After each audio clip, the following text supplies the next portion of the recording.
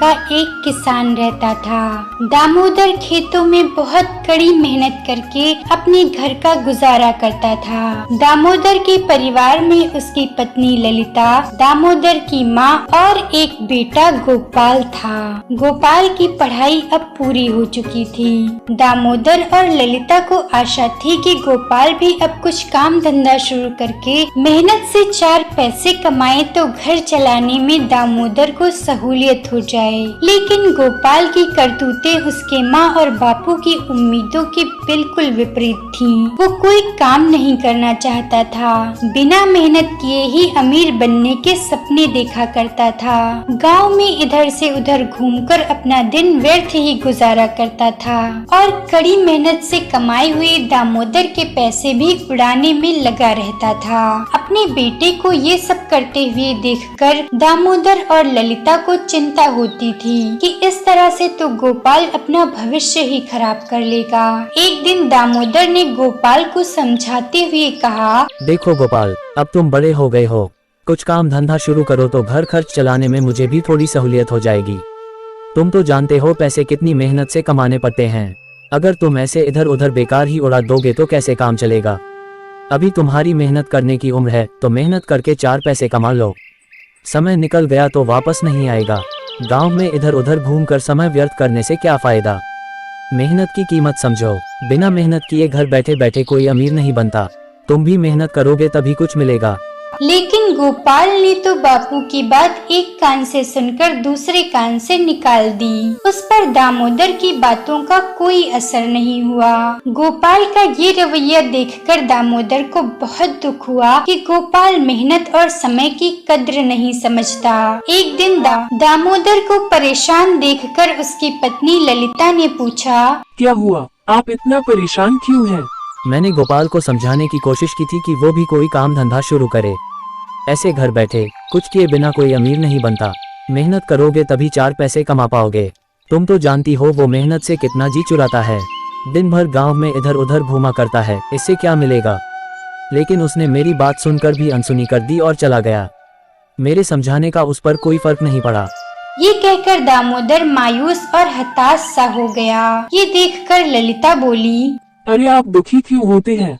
मैं उससे बात करूंगी, मैं उसे समझाऊंगी, वो जल्दी ही कोई काम ढूंढ लेगा, आप चिंता मत कीजिए।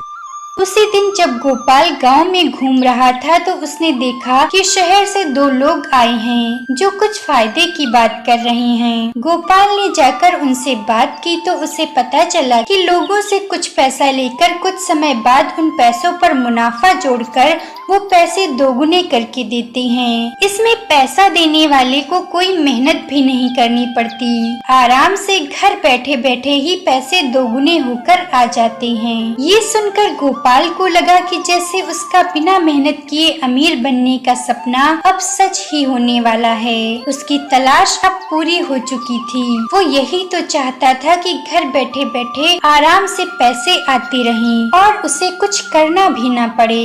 ये सोचकर वो बहुत खुश हो रहा था कि अब वो अमीर बनने ही वाला है। तभी उसे ख्याल आया कि पैसे दोगुने करने के लिए उसके पास पैसे होने भी तो चाहिए। वो तो बापू के दिए गए पैसे सब इधर उधर ही उड़ा देता है, इसलिए उसके पास 1 रुपया भी नहीं है और बापू अब इतने पैसे देंगे भी नहीं कि उन्हें दोगुने करा सके। फिर उसने सोचा कि वो माँ को सारी बात बताएगा और माँ से कहेगा कि वो बापू से बात करके उसे पैसे दिलवा दें। ये सब सोचकर वो तेजी से घर की ओर चला जा रहा था। घर में ललिता गोपाल का इंतजार कर रही थी कि गोपाल आए तो वो उससे कुछ काम धंधा शुरू करने की बात करे।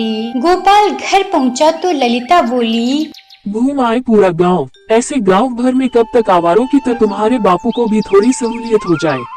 गोपाल ने झट से जवाब दिया, कड़ी मेहनत करना मेरे बस का नहीं है माँ, ये मुझसे नहीं हो पाएगा। अरे तो मेहनत किए बिना तुम कहाँ के कलेक्टर बनोगे? अरे नहीं, तुम मेरी बात सुनो तो सही। आज ही मुझे बहुत बढ़िया एक तरकीब मिली है जिससे हम घर बैठे बैठे ही अमीर बन सकते हैं, वो भी बिना कोई मेहनत किए। फिर बापू को भी खेत में मेहनत नहीं करनी पड़ेगी। बस उसके लिए तुम्हें बापू से बात करके मुझे थोड़े पैसे दिलाने पड़ेंगे, फिर हम आराम की जिंदगी जिएंगे।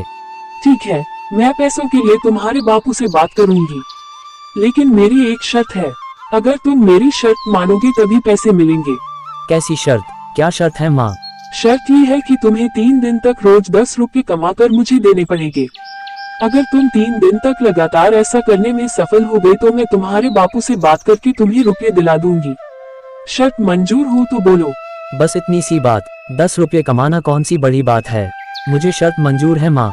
मैं कल से 10 रुपये कमा लूंगा। अगले दिन से गोपाल 10 रुपए कमाने के लिए चल दिया। घर से थोड़ी दूर चलते चलते वो सोचने लगा कि माँ से तो मैंने कह दिया कि 10 रुपए कमाना कोई बड़ी बात नहीं है, पर मैं करूँगा क्या जिससे मुझे 10 रुपए मिल सके। मेहनत करना तो मेरे बस की बात नहीं है, मैं 10 रुपए कहाँ से लाऊं? ये सोचते हुए वो एक पेड़ के नीचे बैठ गया और उसे पता ही नहीं चला कि वो कब वहीं सो गया। जब गोपाल नींद से जागा तो शाम हो चुकी थी।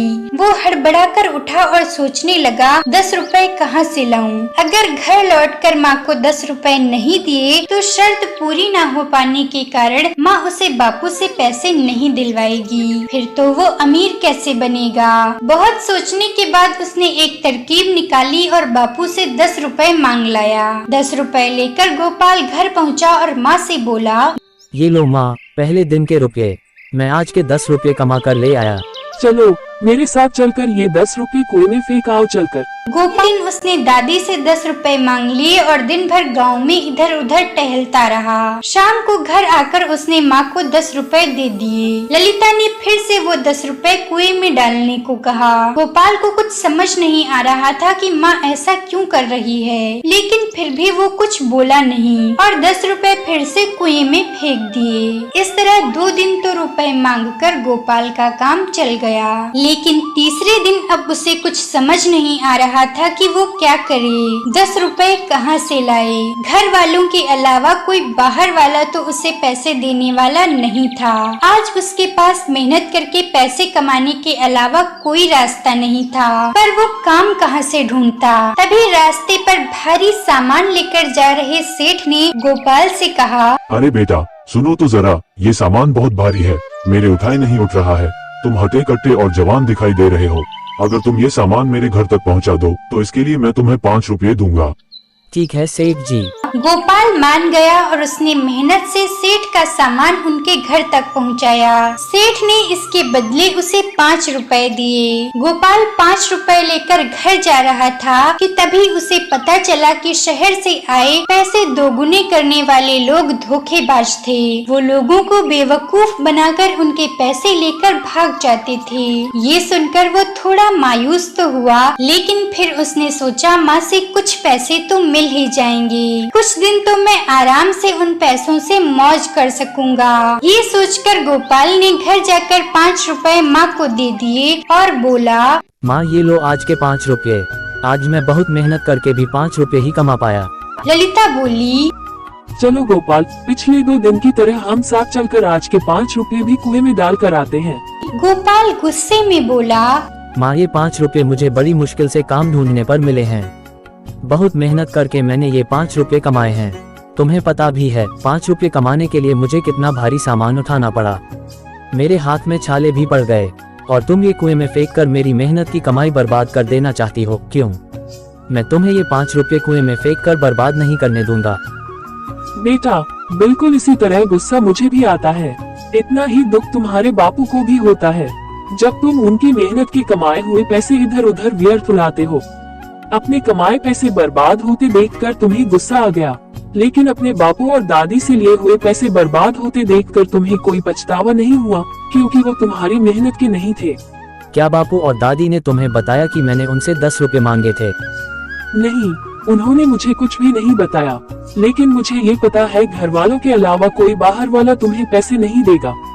जब बापू और दादी के दिए हुए पैसे तुमने कुएं में फेंके तो तुम बिल्कुल उदास नहीं हुए, लेकिन जब मैंने तुम्हारी मेहनत की कमाई कुएं में फेंकने के लिए कही तो तुम्हें तुरंत गुस्सा आ गया। ये होती है मेहनत की कीमत। मेहनत से किए काम की कीमत तुम्हें पता होती है, इसलिए तुम उसे व्यर्थ नहीं जाने देना चाहते। ये सुनकर गोपाल को अपनी गलती का एहसास हुआ। उसे अपने बापू की मेहनत से कमाए गए पैसों का मोल अब समझ आ रहा था। उसने काम ढूंढकर मेहनत से पैसे कमाने शुरू किए और घर के खर्चों में बापू का हाथ बटाने लगा, जिससे दामोदर का बोझ अब हल्का हो गया था। दामोदर और गोपाल की मेहनत की कमाई से उनके परिवार का खर्च अब आराम से चलने लगा।